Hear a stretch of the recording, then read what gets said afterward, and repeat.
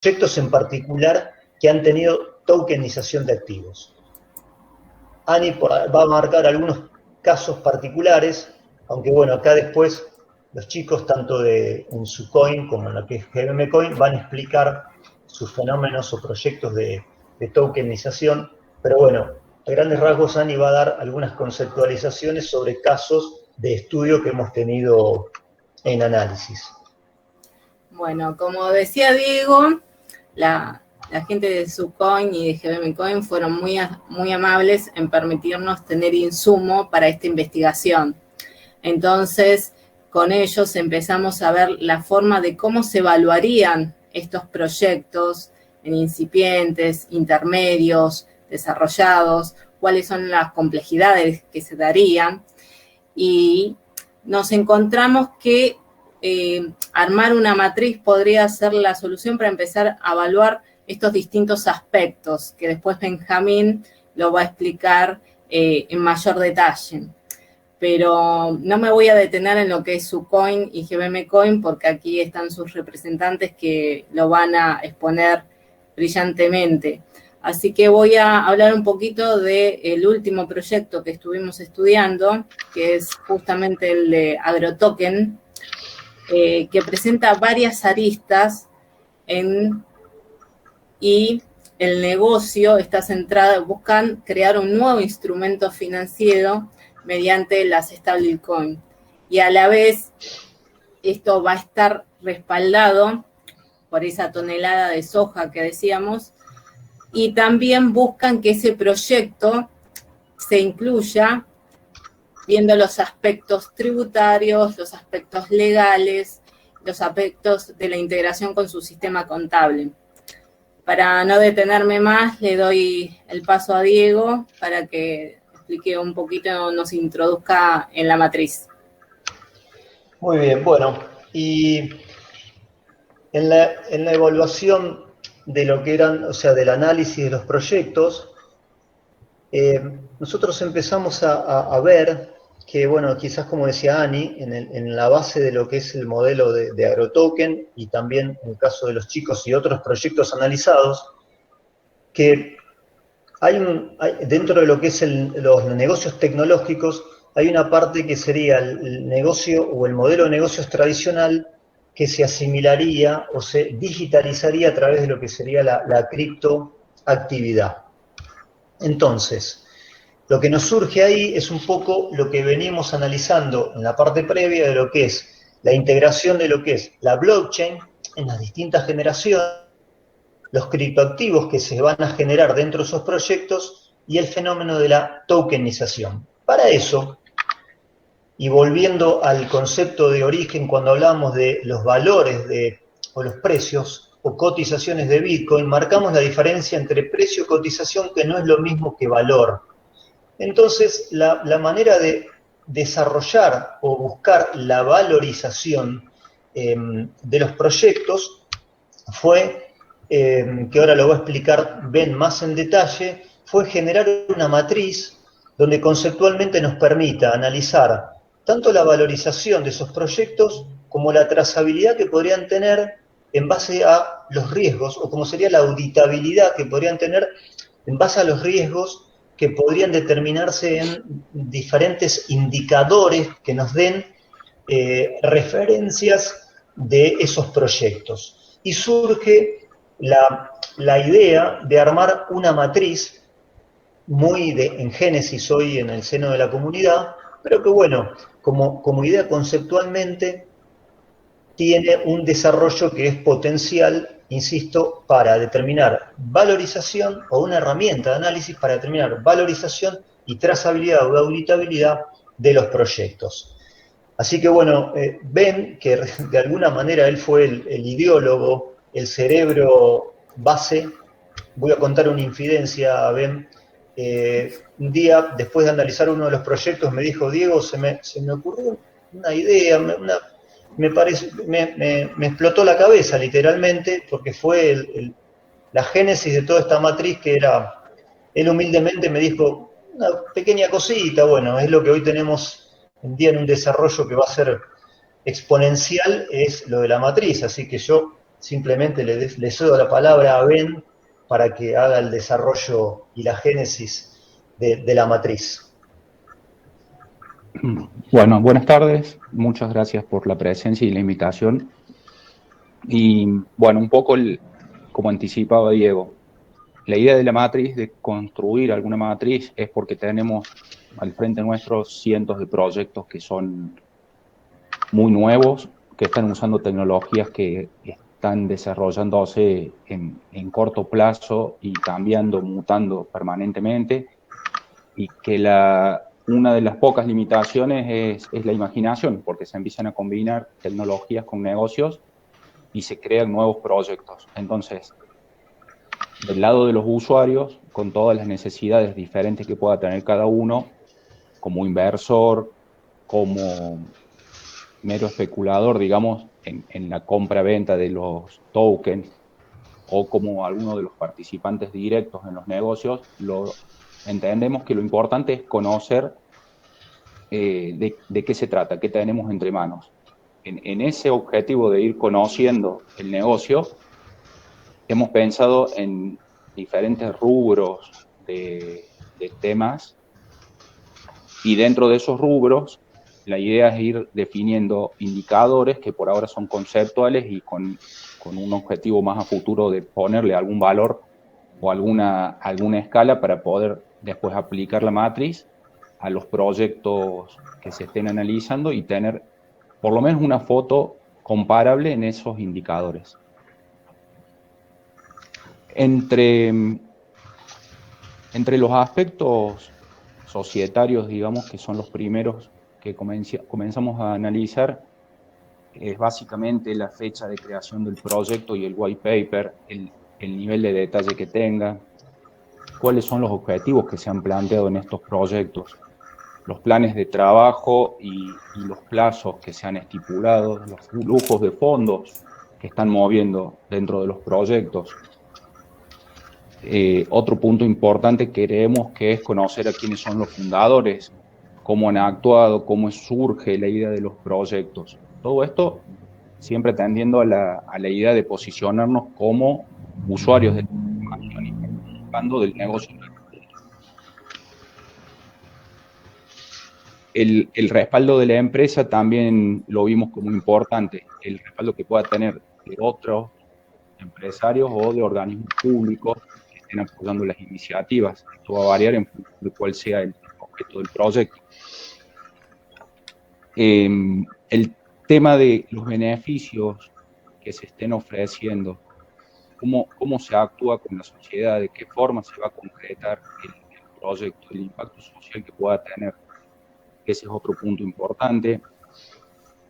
El hecho de cómo se ha conformado la estructura societaria, que están inscritos en diferentes organismos de valor, cuál es la solvencia que tienen las empresas que constituyeron este negocio, en qué jurisdicción, otro aspecto importante es en qué jurisdicción se encuentran. Eso puede estar relacionado con el nivel de seguridad jurídica que tenga el usuario con las operaciones que se estén realizando. Los auditores y asesores legales, ese es otro punto importante a tener en cuenta. En cuanto al blockchain, a toda la tecnología propiamente de lo que le llamamos criptoactividad y la blockchain, ahí creemos que lo importante es conocer de qué tipo de base de datos estamos hablando. La blockchain es un libro de registro distribuido, que básicamente es un programa que está ejecutándose constantemente en múltiples nodos y que se conecta a la realidad a través de los oráculos, como se comentó recién. Esos oráculos son el vínculo de la realidad con la blockchain. Entonces, estos indicadores son los que nos hacen llevar a tierra un poco el proyecto y poder entenderlo. Entonces, saber si la blockchain es pública o privada, de qué tipo de tecnología estamos hablando, conocer cuál es su mecanismo de consenso, el sistema de gobernanza que tienen, cómo se ha definido el control del negocio, digamos. Y también el aspecto de la ciberseguridad, cómo se está tratando la información y se está resguardando todo lo que es datos de los usuarios y del negocio. Y después llegando ya por último al token, que es la parte más sensible y la principal. Acá lo que nos interesa conocer es qué es lo que se está tokenizando, si es un bien o un derecho. La utilidad de precisar este punto es porque vamos a tener previsibilidad después en las consecuencias jurídicas que podamos tener entre los participantes. Ahí vamos a también tener una definición en cuanto a cuáles son las normas que se van a aplicar. Una transmisión de un bien es diferente a la transmisión de un derecho. Otro punto que veíamos importante es si los tokens están colateralizados, si tienen alguna garantía en el respaldo. Conocer esas cualidades con las que se emite el token, la naturaleza jurídica, es más importante que propiamente la denominación que se le haya dado.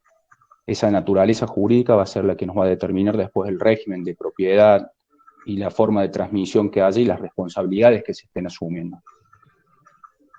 Otro punto que creemos importante es cuál es el diseño de la economía, digamos, que se ha dado a ese token. O sea, ¿para qué sirve? ¿Qué se puede hacer? Que pueden ser tokens que están respaldando bienes, que después se pueden negociar, se pueden obtener rentas activas y pasivas. Esa es la importancia de conocer el detalle del negocio.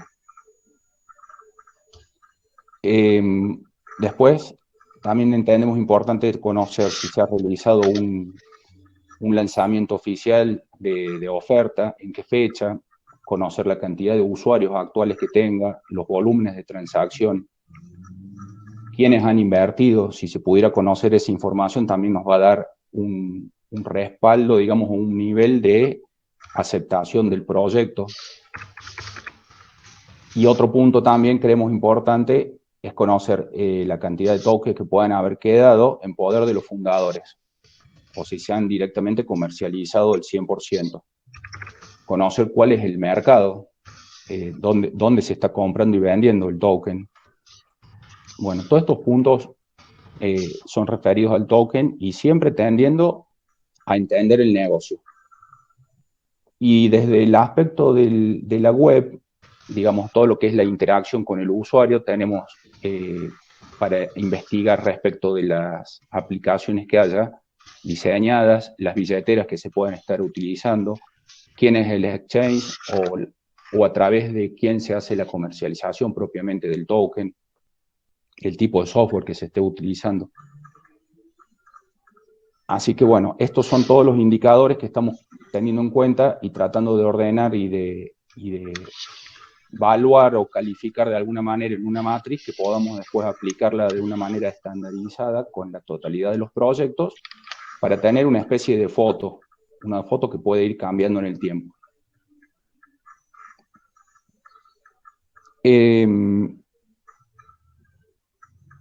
Creemos que lo más importante, digamos, es en definitiva conocer el proyecto. Conocer el proyecto nos va a permitir tomar decisiones. Y estos indicadores los vemos como básicos para empezar en ese sentido. Anita.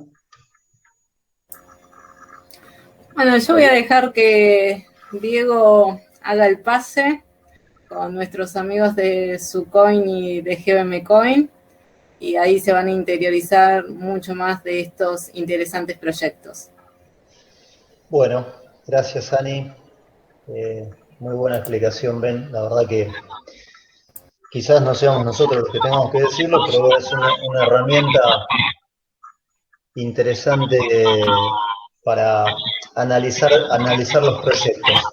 Pero bueno, como decía Ben, parte de los disparadores del desarrollo de esta matriz y del análisis fueron los proyectos que van a presentar ahora tanto Marcos Ragone con Sucoin como Juan Núñez de GBM Coin. La verdad que proyectos increíbles que de a poco nos fueron como abriendo la cabeza y bueno, interacciones que fuimos teniendo con los chicos testing que hicimos, en el caso de GBM Coin, con la parte de la plataforma, que nos fueron delineando la parte conceptual y bueno, todo este marco de análisis que estamos intentando desarrollar desde la comunidad. Así que bueno, Marcos, te cedemos la palabra y bueno, adelante con su proyecto de Sucoin, increíble, y gracias por estar. Nada, y gracias a ustedes, como vos lo dijiste, a nosotros también nos ayudó mucho las charlas que mantuvimos, y nos siguen ayudando porque la realidad es que todavía el proyecto está avanzando, o sea, estamos aprendiendo, esto es un mundo muy nuevo para todos y está buenísimo incursionar. Hay muchísimos vacíos legales, hay muchas cuestiones que todavía no están muy claras y que cualquier proyecto de tokenización necesita ser probado. Creo que esa es la palabra. No podemos garantizar el éxito de ninguno todavía, creo yo. Bueno, el caso de Subcoin, como ustedes saben, es la tokenización de bolsas de azúcar. Y bueno, es como, si bien tocaron mucho el tema de AgroToken, nosotros analizamos mucho el proyecto de AgroToken, pero bueno, es un poco distinto a lo nuestro en algunos aspectos. Creo que lo más interesante de su coin, o lo que más les puede servir como ejemplo, lo que van a terminar aprendiendo de lo que yo puedo aportar, es todo lo que es el manejo de lo que es el bien en particular, porque si bien el bien está representado por una cripto, hay cuestiones impositivas muy diferentes entre una cripto y un bien en particular. Las criptos, por ejemplo, solamente pagan ganancia y los bienes en particular pagan ingreso bruto y pagan IVA. Entonces ahí es como que mezclar ambas cosas se vuelve un poco difuso y es difícil porque no hay una legislación que nos diga cómo hacerlo. Y entonces, bueno, nosotros empezamos diciendo, está bien, una cripto, Subcoin, representa una bolsa de azúcar y cada persona que posea la cripto tiene el derecho a reclamar su bolsa de azúcar. Pero no es tan fácil, porque cuando vos vas a cambiar la cripto por la bolsa de azúcar, tiene que existir un hecho legal que supone IVA, por ejemplo, porque es la venta de una bolsa de azúcar. Entonces, ¿cómo metemos el IVA en el esquema? Eso es lo difícil y es donde realmente estuvimos trabajando mucho y en donde tenemos gente muy capacitada tratando de innovar en ese aspecto. Bueno, nosotros armamos un esquema. Como te digo, la obsesión es poder entregar la bolsa de azúcar, que la cripto realmente represente la bolsa de azúcar, porque el caso de AgroToken no es así. O sea, uno que tiene el token de soja no puede ir a reclamar simplemente la tonelada de soja, sino que el token está representado por la tonelada de soja, lo cual también está muy bueno, porque la cripto todos sabemos que tiene un respaldo por detrás. Entonces eso le da valor y lo más importante, le da confianza al que posee la cripto. Y la confianza hace al valor de la cripto. Y bueno, surgieron muchas cosas. Fue una gran aventura, aprendimos mucho, seguimos aprendiendo mucho, como les digo. Seguimos obsesionados con la idea de que la bolsa de azúcar tiene que ser entregada, será así, pero la diferencia nuestra es, como les digo, está toda esta cuestión impositiva por detrás, que la tenemos que terminar de solucionar. Está el esquema armado, está solucionado, no estamos operando todavía. Es un tema delicado, porque, bueno, les cuento del negocio del mercado del azúcar en particular. La necesidad de Subcoin surge porque el azúcar es un mercado 80% informal. El azúcar no cotiza en bolsa. A diferencia de la soja, el maíz y el trigo, es un commodity que no tiene un mercado legal, entonces es mucho más difícil. Y el 80%, como le digo, se transacciona en negro. A esto surge la necesidad de formalizar un mercado de azúcar. Y esa fue en principio la idea de Subcoin, formalizarlo a través de las criptomonedas. Las criptomonedas le darían al mercado toda esa fluidez que necesita, esa transabilidad que necesita. ¿A través de quién? De, bueno, especuladores que le aplican liquidez como a cualquier mercado. Y surge la idea de Subcoin. Con el tiempo, obviamente, nos fuimos dando cuenta de que no era tan fácil, pero a la vez hubo mucho interés, existió la posibilidad, y también nos dimos cuenta de que nos estábamos metiendo en un lugar muy delicado, porque si realmente armamos un mercado a través de Subcoin y se empiezan a comercializar Subcoin, eso puede influir mucho en el precio del azúcar, en el mercado tradicional del azúcar, en el mercado negro del azúcar. Y tal vez una corrida de cripto pueda afectar de alguna forma a un mercado totalmente ajeno. Pero bueno, si seguimos analizando cuestiones de cómo evitar estas cosas. Como les digo, no, si bien está, todavía no lo lanzamos porque queremos estar seguros de lo que lanzamos. Y bueno, estamos trabajando en eso, sobre todo en términos y condiciones. El white paper yo lo tengo, Diego, los chicos lo leyeron, todo. No lo quisimos exponer públicamente porque, bueno, hay cuestiones, como les digo, que no están todavía resueltas. Y bueno, estamos en eso. La verdad, me gustaría en realidad tener un ida y vuelta de preguntas y respuestas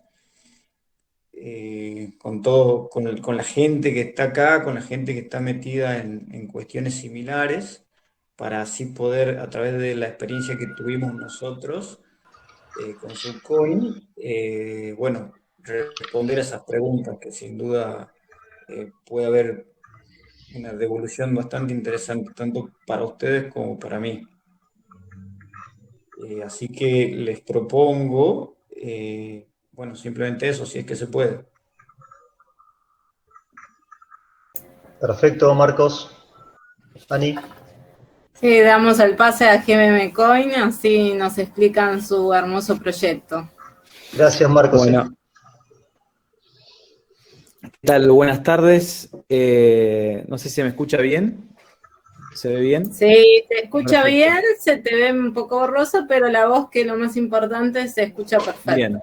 Bien. Bueno, sí, la verdad que por ahí la conexión no es lo mejor que tengo acá disponible, pero bueno, vamos a hacer todo lo posible para que salga bien. Bueno, primero, muchísimas gracias por la invitación, Diego, Ana, y a todo el equipo de Legal Tech. Sí, la verdad que un honor poder estar acá y nada, siempre muy predispuestos y para nosotros es un honor. Así que si quieren arranco compartiendo pantalla. Dale, perfecto. Cuando se vea me avisan. Se está viendo, digamos que compartiste la pantalla, todavía no se ve una presentación. Bien, ya debería verse ahora. Ahora sí. Perfecto. Bueno, nosotros somos GBM, Green Bond Meter. Somos ya hoy una multinacional con sede en Estonia y sede en Uruguay. En Argentina hay una fundación creada dentro del marco de este consorcio que se llama Vida Nativa, que va a ejecutar en Argentina un proceso de reforestación en 24.500 hectáreas. Y estamos terminando de conformar un holding en Delaware a partir del ingreso de un fondo de riesgo muy importante, del cual ya vamos a poder comunicar, si Dios quiere, su ingreso. Así que, nada, contarles un poquito la estructura. Nosotros somos un consorcio que surge a partir de una iniciativa y fundación de argentinos, de uruguayos, españoles y algunos ciudadanos de Estonia, que planteamos desde el inicio una problemática que encontramos respecto de la deforestación, que no solamente sucede en Argentina, sino en varias partes del mundo. Y a partir de ahí empezamos a generar la idea de tokenizar el metro cuadrado de selva que se salva de la deforestación para poder generar, digamos, una articulación entre el aporte de capital y que no sea una donación solamente, como sucede con muchas fundaciones, sino que se convierta en un negocio positivo y que genere algún tipo de rédito para quien hace ese aporte. Entonces, que se genere un proceso virtuoso. Lo cierto es que, ahora vamos a comentar un poquito la problemática, pero redondeando la idea de por qué tokenizamos la selva, básicamente todo este empuje que comentaban ustedes, o que está teniendo las criptomonedas y la blockchain en el mundo, y todo ese capital que sigue aumentando, nuestro objetivo era que pueda volcarse, aunque sea en una parte, a procesos virtuosos de reforestación y de rescate, digamos, de metros cuadrados de selva que están siendo deforestados de manera legal, ¿sí? Con regulaciones y que de alguna manera en un proceso, digamos, evolutivo pudiéramos lograr restituirlos y remediarlos. Básicamente, acá vamos a hablar de la problemática. Eso fue una breve presentación. Ahora vamos a andar un poquito más en detalle con la licencia y algunos temas legales que nos pidieron que comentemos, pero nos gustaría comentar la problemática y por qué surge la tokenización de GBM. La problemática es una problemática que seguramente han escuchado, es relacionada con el cambio climático, no es nada más ni nada menos que la probabilidad de que en 2027 aproximadamente tengamos un punto de no retorno donde está seriamente comprometida la supervivencia de la humanidad en este planeta. No es solamente una cuestión, digamos, marketinera o como se le ha planteado de científicos locos. Esto está cada vez más comprobado. Digamos, los que venían advirtiendo los científicos a finales del 1900 y algunos desde mediados de 1900, se está confirmando en datos científicos respecto del cambio climático. Se tiene que mantener la temperatura global mundial por debajo de los 2 grados. La temperatura promedio debe estar por debajo de los 2 grados. Estamos yendo a un aumento progresivo que se prevé en estas condiciones de industrialización, de deforestación y de cambio climático. Se prevé que lo vamos a superar en el 2027 si no tomamos acciones inmediatas de evitar la deforestación, reducir las emisiones de gases de efecto invernadero y aumentar los procesos virtuosos de recuperación de la selva, de limpiar los océanos y de todo lo que tiene que ver con la prevención del cambio climático. Digamos, no es solamente dejar de dañar, sino que es también reconstruir. Esto que ven acá es el límite del campo que tenemos nosotros en Misiones, que son las primeras 24.500 hectáreas de 1 millón de hectáreas que tenemos planificadas rescatar de la deforestación en 10 países en 10 años. Estas 24.500 hectáreas que ustedes ven, que se ven bastante verdes en esta parte, es en contraposición, digamos, a lo que sucede del lado brasilero, que hubo una deforestación total del bosque paranaense o la selva paranaense. Esa selva ya desapareció en un 95%, queda solamente un 5% disponible, del cual 4,5% está en Misiones. Sin embargo, esta selva que está en Misiones está absolutamente degradada. Si bien se ve verde, es una selva que está siendo deforestada actualmente, pero por un proceso que se denomina por rodales, que lo que permite es ir deforestando la selva y dejándola por parcelas que vuelva a crecer hasta 30 años y se la vuelve a deforestar. Ese proceso, si bien mantiene de alguna manera la biodiversidad, lo que ustedes ven verde es una selva de 5ª generación. Significa que fue deforestada 5 veces y volvió a crecer. Un poco, digamos, para que tengan idea de la magnitud de la problemática. 3.900 millones de hectáreas tienen hoy los bosques que cubren el planeta. Bueno, se deforestan 13 millones, más de 13 millones de hectáreas por año, y antes de la etapa industrial estaba cubierta por 6.000 millones de hectáreas el planeta Tierra. Estas 2.000 millones de hectáreas desaparecieron y el proceso de aceleración con el cambio climático es aún mayor. ¿Por qué? Porque están los incendios forestales, que también han escuchado, no solamente en Australia, sino que lo tenemos palpable en Argentina. Han desaparecido infinidad de hectáreas y miles de hectáreas con las quemas todos los años, pero no solamente los incendios forestales, sino las tormentas, las enfermedades de los bosques y las sequías, ¿sí? Todo esto contribuye a que el proceso de deforestación de los bosques, que contienen básicamente el 80% de la vida, que no es solamente la humana, porque uno por lo general trata de entender a la vida desde la visión humana, y lo cierto es que somos una pequeña porción que está haciendo mucho daño en realidad, pero lo importante es eso, ¿no? Entender que no solamente tenemos que frenar la deforestación, a más de 13 millones de hectáreas por año, sino que tenemos que lograr reforestar. ¿Cuánto se calcula que tenemos que lograr reforestar? Al 2030, por lo menos, tenemos que lograr cortar con la deforestación y reforestar 300 millones de hectáreas para contribuir a no reducir, a no aumentar el promedio de 2 grados, la temperatura promedio mundial anual. Digamos, es el concepto que más nos impactó. Nosotros lo veníamos viendo, parte del equipo está acá, Juan Durañona, que fue uno de los visionarios iniciales, y después todo el equipo que empezamos a trabajar en esto, pero lo importante es que la tokenización que nosotros planteamos se diseñó y se gestionó desde el concepto, ¿sí?, del capital natural y la preservación del capital natural, y el concepto de otorgar un derecho en el cual nosotros sacamos 1 metro cuadrado de selva de la deforestación, lo rescatamos. Por lo general, las forestales tienen propiedades, digamos, que son integrantes de su sociedad, y que obviamente lo que nosotros buscamos con estas forestales es generar un acuerdo, no estigmatizamos a nadie, no hacemos lo que se denomina como activismo ambiental, ni mucho menos. Nosotros tratamos de generar un proceso virtuoso en donde llegamos a un acuerdo con las forestales, adquirimos las tierras por un proceso en etapas, y en ese proceso nosotros logramos que se reconvierta la explotación de madera en una explotación sustentable, que además genere recursos a la comunidad local y los pueblos originarios.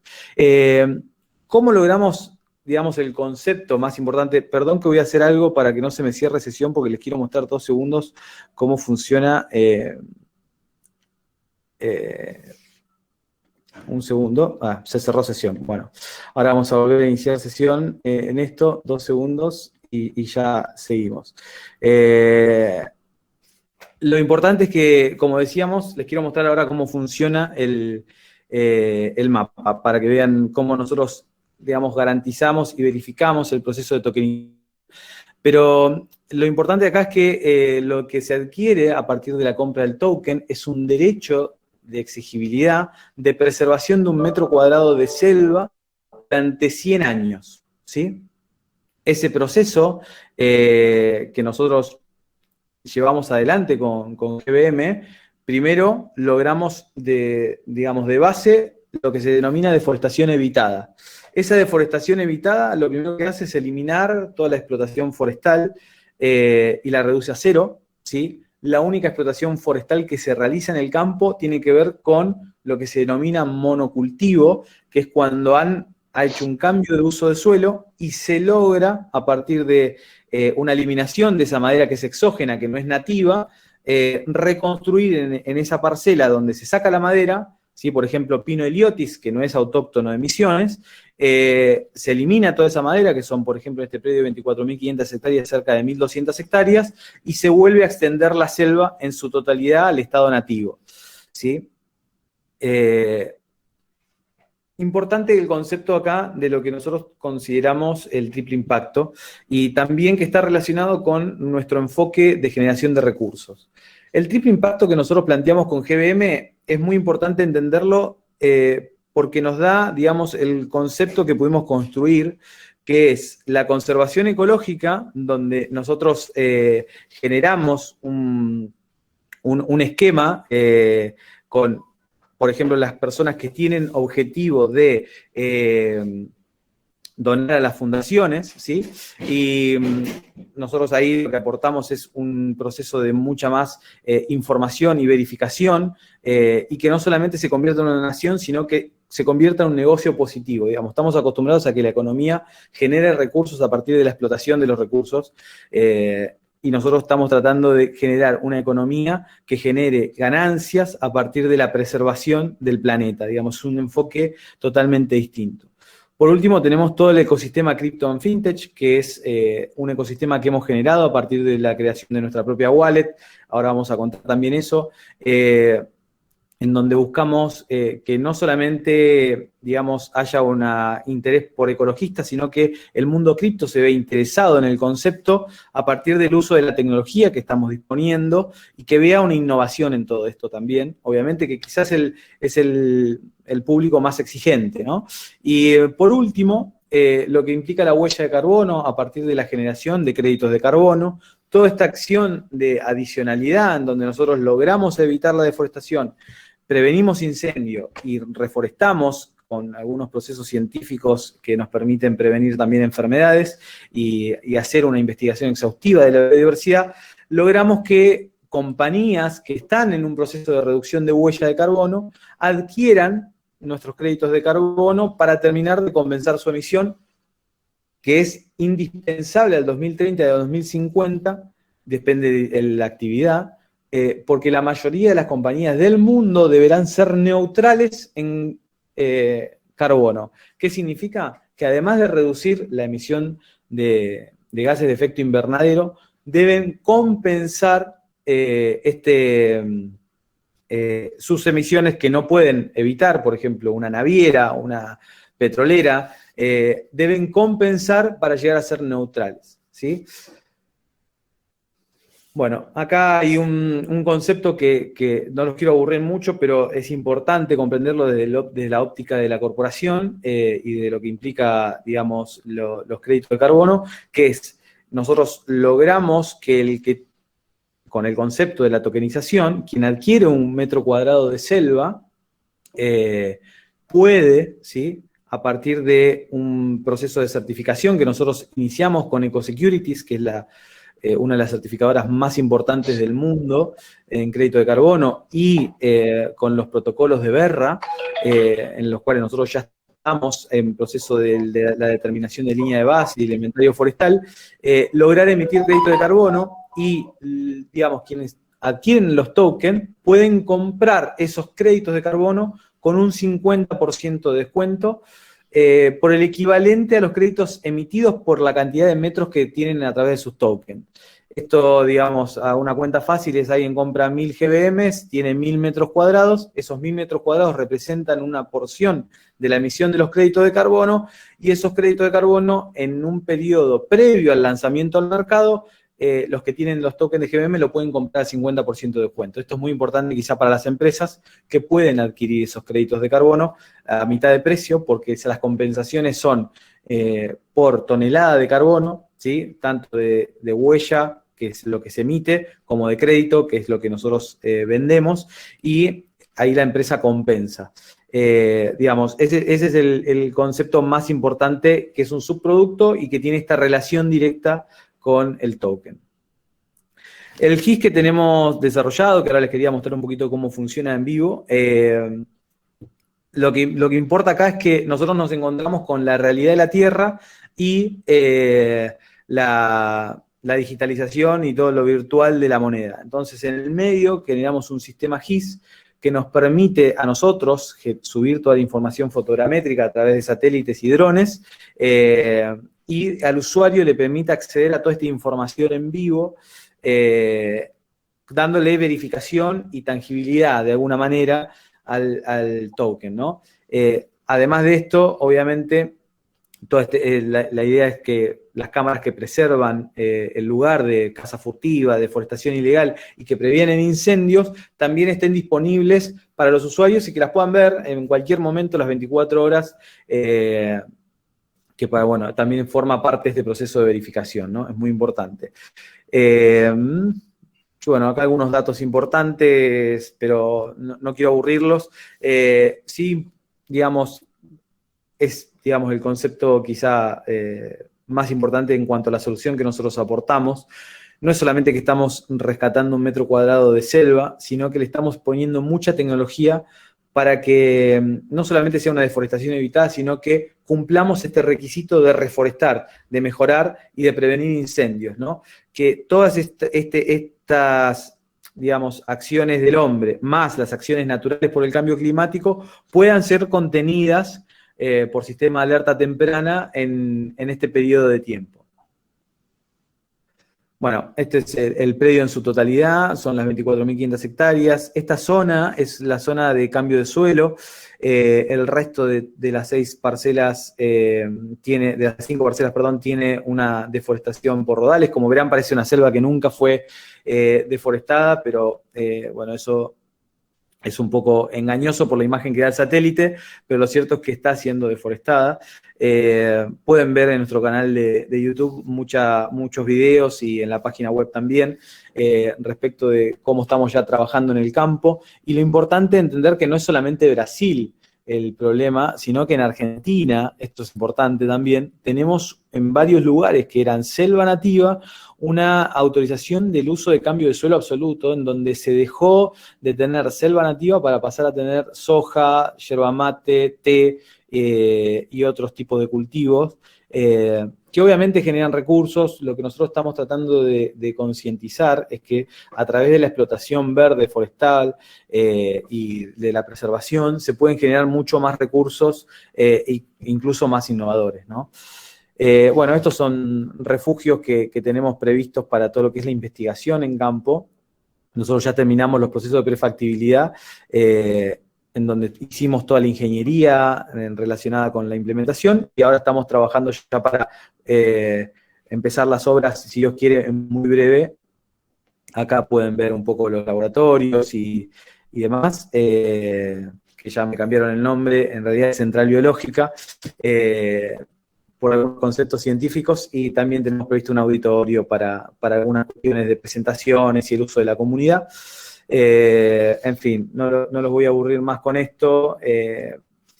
Si les parece, voy a dejar de compartir un segundito. Les voy a, si me dan 2 segundos, creo que se me pasó, ¿no? Estamos en 15 minutos, ya se pasó.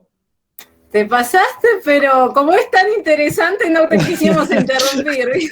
Me dijeron, controla el tiempo. Pasa que, bueno, para la próxima, yo les recomiendo que puedan ingresar a gbmcoin.io, que puedan ver ahí un poco todo nuestro sistema, y van a ver algunos mapas y cosas, que era lo que les quería mostrar básicamente, y mostrarles la licencia, pero lo importante es que entiendan el concepto. No quería aburrirlos tampoco con tanto, así que les agradezco mucho. Gracias, Juan. Gracias a vos, Juan. Buenísima la exposición. Muchas gracias. Bueno, no sé si Manu o Gri tienen alguna pregunta para... Yo tengo varias preguntas que dejaron en los formularios, los chicos que se inscribieron, y ahí aparece también en el chat una pregunta en este momento de María José López, que justamente consulta, o sea, que se puede tokenizar cualquier cosa, no solo cosas digitales, que esa es una pregunta para Juan. En realidad, el concepto de tokenización, digamos, por el cual se atomiza o se respalda un token, se atomiza un bien, un derecho, un servicio, o se respalda con esa atomización un token, digamos, la innovación no tiene límites. Lo cierto es que no tiene límites. Nosotros encontramos esta solución en la cual el token, obviamente, buscamos que se apalanque en el mundo cripto por, digamos, la cantidad de capital y capitalización, los volúmenes diarios de capitalización. Imagínense que hoy supera, estamos entre el $1,5 billones y los $2 billones, digamos, en todo el ecosistema de más de 10.000 monedas en el mundo. Ese recurso que sigue creciendo y que va a seguir creciendo es una herramienta muy importante para generar recursos que, en nuestro caso, nos viene bárbaro para preservar la selva, ¿no? Genial. Y acá, bueno, ahí justamente María Eugenia también completaba con que si una empresa que adquiere sus tokens se estaría certificando para ODS. Me olvidé de algo importante, que, bueno, en parte se lo quería mostrar pero lo van a poder ver en la web. Cuando una empresa compra, por ejemplo, 1.000 GBMs, en el mapa puede elegir dentro del campo su hexágono con los 1.000 metros cuadrados y sobre esos 1.000 metros cuadrados mostrar después su logo, su foto y hacer publicidad verde. Eso es muy importante. Pero no solamente eso, cuando adquiere los créditos de carbono, obviamente esos créditos de carbono están certificados dentro del mercado voluntario y están, digamos, admitidos por la mayoría de las regulaciones de todos los países en el mercado voluntario privado, ¿sí? No son créditos de carbono emitidos por estados, digamos que esos son otros, son los del mercado regulado. Perfecto. Y acá hay otra consulta de Martín que pregunta cómo ven la tokenización en registros públicos. No sé quién quiere contestar. Ani. Y mira, yo te diría que los registros públicos todavía no entienden qué es la criptomoneda, o sea que tenemos que hacer una campaña de evangelizar para explicar todo esto, porque realmente justamente nuestra comunidad nace por esto mismo, ¿no? ¿Qué es la cripto? ¿Qué es el mundo de la tokenización? ¿Qué desafíos nos enfrentan? Entonces, los registros públicos están un paso atrás, creo que falta eso de empezar a investigar. Entonces, por ahí creo que si bien van a tener que aceptarlo porque esto es algo que comenzó y que cada vez va a ser exponencial, pero van a ir de atrás. Esa es mi opinión. No sé, chicos, si ustedes quieren agregar algo más, o Juan, o Ben.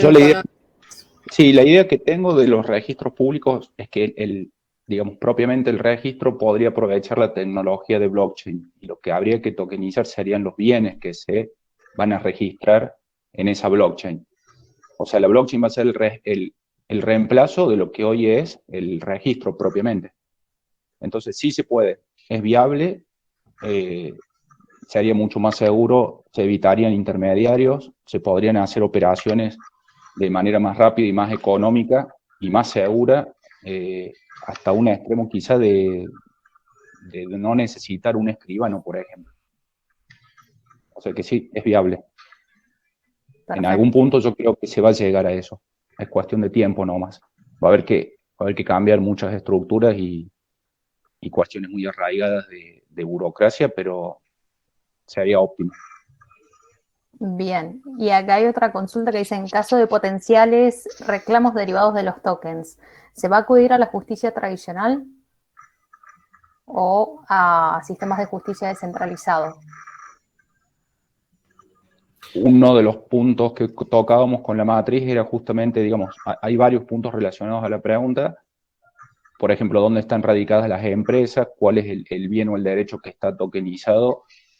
Y en Argentina tenemos un solo sistema de justicia. Entonces, vamos a tener que acudir al sistema que está vigente, con la advertencia o sabiendo que las normas siempre van más lerdas que los avances tecnológicos. Entonces quien resuelva va a tener que utilizar normas viejas para negocios nuevos. Y sí, además esto va a implicar también que la justicia se vaya ayornando por los casos, porque vos imaginate que, como nos decía Benja, problema tributario, ¿dónde está el hecho imponible? ¿Dónde está el aspecto el aspecto espacial en este sentido. Entonces, vamos a primero ir a una suerte de improvisación porque el camino se está haciendo. No hay normas, sino vamos a ir viendo las experiencias y en función a eso se irán tomando las decisiones y ahí se tendrá que empezar a estudiar el tema en serio y a plantear un cuerpo normativo, pero que nazca de la investigación y comprendiendo la tecnología, porque los intentos que se hizo o se intentan hacer, no se comprende la tecnología, y al no comprender la tecnología, entonces siempre vas a tener falencias. Entonces, lo primero que hay que hacer es un estudio profundo de estas nuevas tecnologías y de sus implicancias para poder hacer una norma acorde. Perfecto. ¿Puedo hacer alguna consulta? Perdón, Gris, no sé si... No, Diego. No, yo quería, justamente vinculado con esta temática, esta es una pregunta que aplica tanto a Marcos como a Juan. Si ustedes ven este fenómeno de la tokenización como una especie, más allá de las estadías de los proyectos, ¿no? Que tienen distintas fases de evolución, tanto lo de Sucoin como lo de GM Coin, si el actual estadio de ambos proyectos aplicaría a una especie, o si les permitiría potenciar el fenómeno de la tokenización como una especie de crowdfunding o de financiamiento colectivo que podría llegar a aplicarse en ambos proyectos.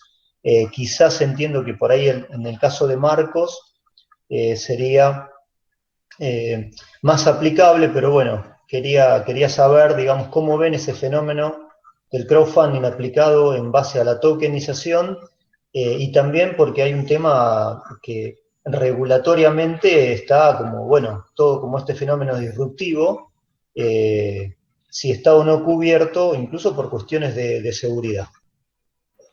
Yo creo que, perdón, ¿no, Juan? Sí, claro, Marcos. Sucoin nace por la necesidad de formalizar un mercado. El modelo Sucoin en realidad es bastante simple, es un token que representa una bolsa. Es abrir la posible comercialización de las bolsas de azúcar a un mercado formal como conocemos, como puede ser un mercado de bolsa tradicional. En ese sentido no entiendo, o sea, no lo veo como crowdfunding, digamos, pero pienso que sí las criptomonedas pueden permitir, los tokens pueden facilitar el crowdfunding y creo que ese es realmente el potencial que tiene la tecnología. O sea, otro de los potenciales que tiene. Bueno, de hecho, la DeFi va por ese lado. No sé si particularmente el proyecto Sucoin, como te digo, es el crowdfunding. Lo que sí sería como una segunda etapa. Capaz que me expresé mal. Por ejemplo, si un productor de azúcar puede de repente tokenizar sus bolsas de azúcar, ese token puede estar colocado en un sistema de finanzas descentralizadas que le permita a ese productor de azúcar conseguir un crédito a tasas bajas. Entonces, Sucoin indirectamente, a través de lo que genera con el token, puede hacer uso de un sistema descentralizado y puede representar una herramienta de crowdfunding, digamos. No sé si se entendió. Sí, Marcos, se entendió. Yo si querés te contesto, Diego. Digamos, el crowdfunding puede, digamos, financiar proyectos en etapa inicial. Tokenizar, digamos, para nosotros lo importante es vender el token. Eso también, digamos, a diferencia quizá de otros proyectos que veo que también Marcos va por ese camino, quiere avanzar en un montón de cuestiones y tenerlas resueltas antes de emitir el token. En el mundo la lógica es al revés. Se tiene una idea, se crea el token, se emite el token y después se cumple con lo que se planteó en el libro blanco, ¿no? nosotros también hicimos este camino en el que fuimos asumiendo un montón de responsabilidades, resolviendo un montón de temas, y recién emitimos el token cuando ya teníamos la tierra, teníamos la wallet, teníamos la licencia, teníamos, bueno, casi todo el ecosistema listo. Y ahí aparecen quizá otros jugadores más importantes cuando uno ve que ya está más ordenado y mucho más seguro en el aspecto, ¿no? Pero hay un tema importante que es cuando se emiten quizá crowdfunding con tokens de la compañía, que no son tokenización de derechos o respaldado en derechos o en bienes, cuando se emiten tokens de la compañía, está el riesgo de caer en la regulación del SEC, que es considerado un security, digamos, no, se considera una simulación de un security. Ese es un riesgo muy grande. Si se lo considera una simulación de un security, respaldado en acciones de compañías, bonos o cualquier otro instrumento financiero, digamos, es muy riesgoso porque ahí entra la regulación del SEC y, digamos, pueden eliminar una criptomoneda, la prohíben en el mercado americano y desaparece del mundo, digamos, ¿no?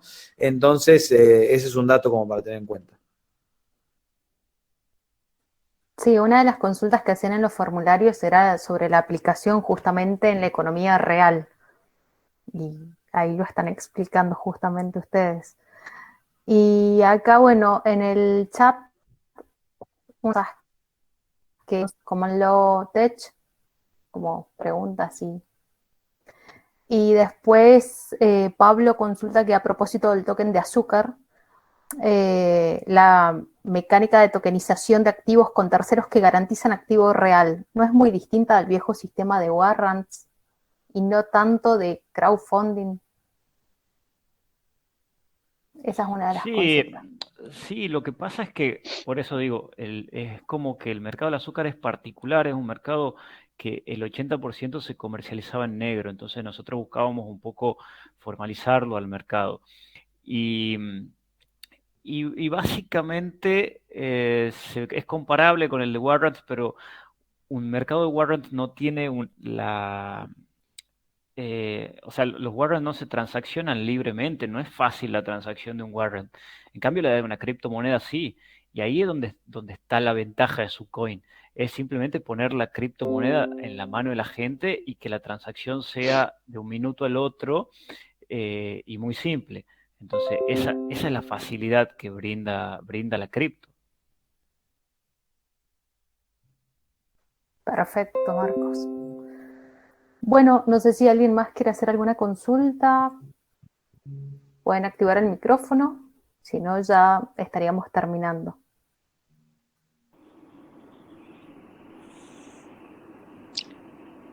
Juan, ¿te puedo hacer una pregunta? Sí, ¿qué tal, Claudio? Sí.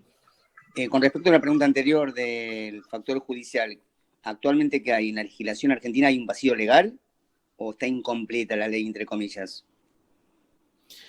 Mira, ahí también puede colaborar Diego, que tiene bastante estudiado eso, pero la verdad es que ahora recién hay una regulación más que nada del Banco Central y algunas declaraciones respecto de los tokens y de las criptomonedas, pero se está en un proyecto de una ley de criptomoneda que, bueno, prevé un poco, no saben si entre fomentarlo o limitarlo, está ahí. Entonces, te dejo, Diego, que por ahí lo puedas ampliar mejor. Sí, es muy buena la pregunta acá, Claudio. Realmente es como que todo un fenómeno nuevo, entonces no sé si llamarle como un vacío legal, pero de alguna manera no hay un marco regulatorio específico a nivel de cripto. Solamente en impositivo, Dieguito, te agrego por ahí que hay nociones vagas, pero que obviamente que ven que el negocio fluye por ahí, entonces quieren recaudar impuestos. A eso sí hay alguna normativa difusa, por ahí confusa, que va en el sentido de grabar. Sí, está perfecto, es así como dice Ani, y quizás hoy el marco, más que regulatorio, la normativa está más vinculada a una cuestión más preventiva de, no sé si de lavado, de riesgo, por las implicancias y quizás vinculado a la volatilidad, fuera de los tokens, digamos, de lo que es la parte de las criptomonedas. La UIF ha hecho alguna. A ver, partiendo de la base que no hay una definición, más allá del mundo, acá en Argentina, de la conceptualización de que es una criptomoneda, definiciones que sí tiene la UIF, Banco Central y Comisión Nacional de Valores, focalizados más en el tema más preventivo y de cubrir riesgos, y que a nivel, digamos, legislativo, si bien como dice Ani, es a nivel tributario, sí está regulado en algunos tributos, pero no hay una ley de criptomonedas. Sí hay proyectos de ley. En ese contexto se podría decir que, bueno, está todo en estudio y, bueno, la economía y el fenómeno de la tokenización sigue avanzando y habrá que seguir estudiando, y por eso nosotros pregonamos el hecho de que, bueno, parte de nuestra comunidad es investigar como para también poner en la medida de las posibilidades contribuir a lo que se pueda regular, o insisto que para mí todavía estamos en un contexto de conceptualización, porque es como, la pregunta es, ¿qué es una criptomoneda? ¿Qué es un criptoactivo? Hay clasificaciones, pero bueno, de alguna manera no ha habido un consenso para regularizarlo.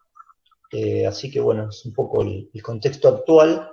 De hecho, en junio, si bien es otra cuestión, en El Salvador la legislatura adopta, o por lo menos el presidente pregona, que el Bitcoin sea como moneda de curso legal en El Salvador, primer país en el mundo, pero del Bitcoin. O sea, después están las monedas digitales de los bancos centrales, pero de alguna manera, bueno, sería lo que pone en agenda a discutir, los pros, los contras, pero bueno, sería un contexto de regulación de una moneda, una cripto como moneda de curso legal, a nivel de Estado, ¿no? No sé, Claudio, si respondimos la pregunta, por ahí nos fuimos.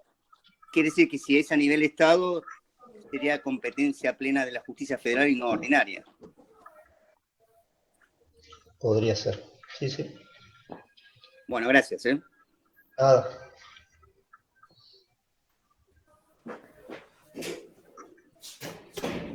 Acá hay una última pregunta, chicos, y ya los dejamos que sigan con lo suyo. Dice que si se limitó el contexto argentino donde no hay ley Bitcoin. Creo que ya un poco estuvo contestado. Yo con el caso de Sucoin tuve bastantes referencias en lo que es la legislación española de Utility Token, Asset Token, Security Token. No me limité simplemente a la ley, a los modelos argentinos o a la legislación argentina, sino que traté de anticiparme a lo que creo yo que será algún día la legislación argentina, que son las referencias internacionales, que me parecen que hoy es lo importante. Perfecto. Chicos, si no tienen nada más que agregar, no les tomamos más tiempo y les agradecemos sinceramente por haber estado hoy presentes. Muchas gracias, la verdad que ha sido un placer escucharlos y han sumado un montón para Legal Tech City. Exactamente. Muchísimas gracias a ustedes, a disposición para lo que necesiten. Muchas gracias, esperamos verlos la próxima entonces. Gracias a todos. Gracias a todos. Que sigan muy bien. Adiós. Hasta luego. Adiós.